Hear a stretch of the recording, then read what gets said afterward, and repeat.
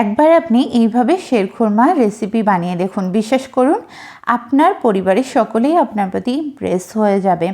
So hi everyone, অনু cooking আর্টে সকলকে স্বাগত জানিয়ে শুরু করছি আজকের পর্ব।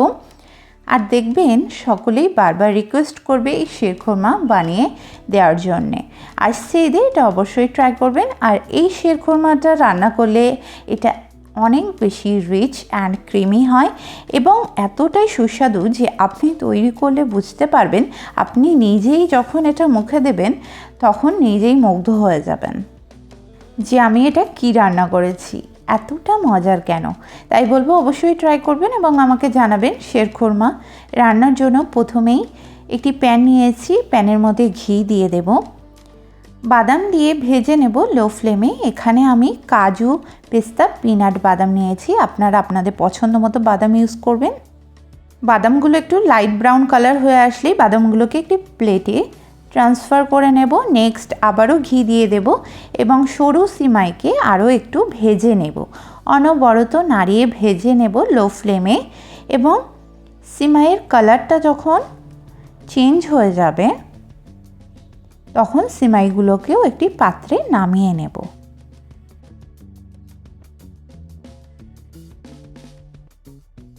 দেন 1 লিটার দুধ নিয়েছি। দুধের ঘনত্ব বাড়ানোর জন্য এখানে 1/3 কাপ গুঁড়ো দুধ ব্যবহার করছি। আর যদি গুঁড়ো দুধ ব্যবহার করতে না চান তাহলে দুধের পরিমাণ বাড়াতে হবে। 1.5 লিটার দুধ জাল করে 1 লিটার দুধে পরিণত করতে হবে, যেহেতু আমরা ঈদের জন্য বানাচ্ছি। সো আমরা ঈদ মানেই স্পেশাল কিছু চাই। এইবার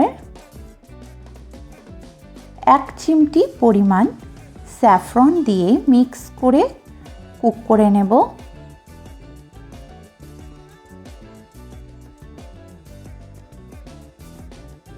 স্যাফরন দেওয়ার ফলে দুধের কালারটা কেমন চেঞ্জ হয়ে যাচ্ছে দেখুন। দেন আগে থেকে ভেজে রাখা বাদামগুলোকে দিয়ে দেব, দিয়ে একটু কুক করে নেব। দেন দুধটা যখন ফুটতে শুরু করেছে তখন ভেজে রাখা সিমাইগুলোকে দিয়ে দেব। দুধ যখন ঘন করে সিমাইটাকে বানাবেন তখন কিন্তু খেতে এটা অনেক মজার হবে। সিমাই দেওয়ার সঙ্গে সঙ্গে একটু নাড়িয়ে দেব, নাহলে সিমাই অনেক সময় দলা পাকিয়ে যায়। এবং অনবরত নাড়িয়ে 10 মিনিটের মতো রান্না করব।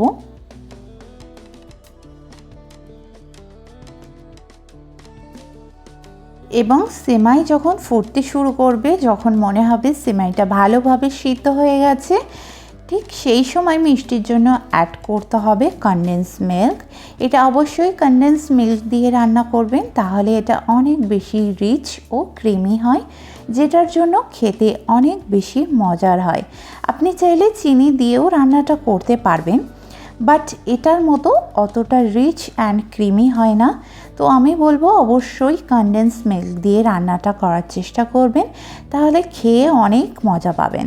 এটা এতটাই মজা হয় খেতে, আসলে মুখে স্বাদ লেগে থাকার মতো। এবার একটু মিষ্টিটাকে ব্যালেন্স করার জন্য অল্প পরিমাণে লবণ দিয়ে দেব। আমরা অনেকেই শেরখুরমা রান্না করি, বাট আমি যেভাবে রান্নাটা করেছি প্রপার সেইভাবে ফলো করে শেরখুরমাটা বানালে অনেক বেশি মজা পাবেন। রান্নাটা প্রায় শেষের দিকে, এমন পর্যায়ে 4টি এলাচ একটু ক্রাশ করে দিয়ে দেব। আপনারা চাইলে এলাচের পাউডারও দিতে পারেন, এর ফলে খুবই সুন্দর অ্যারোমা সিমাইয়ের মধ্যে অ্যাড হয়ে যাবে। এইবার 2 মিনিট কুক করে নেব, ফলে এলাচের যে স্মেল আছে সেটি ভালোভাবে সিমাইয়ের মধ্যে অ্যাড হয়ে যাবে এবং ফ্লেমটিকে অফ করে দেব।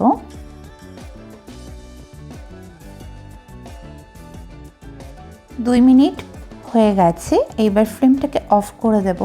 তো দেখুন, এটা আমি যেহেতু নামিয়ে রেখেছিলাম, এটার ঘনত্ব কিন্তু অনেকটাই বেড়েছে। এটা আরও একটু ঠান্ডা হয়ে আসলে ঘন হয়ে আসবে। আর আপনি যদি এমনই ঘনত্ব বাড়িয়ে সিমাইটাকে নামিয়ে রাখেন তাহলে ঠান্ডা হতে হতে শেরখুরমাটা আরও ঘন হয়ে যায়, ফলে খেতে ভালো লাগে না। এই ঘনত্বটা একদম পারফেক্ট হচ্ছে। তো বন্ধুরা, রেডি হয়ে গেছে অনেক বেশি ক্রিমি শির খোরমা রেসিপি, যেটা একবার ঈদে বানালে সকলেই ইমপ্রেস হয়ে যাবে আপনার প্রতি। তো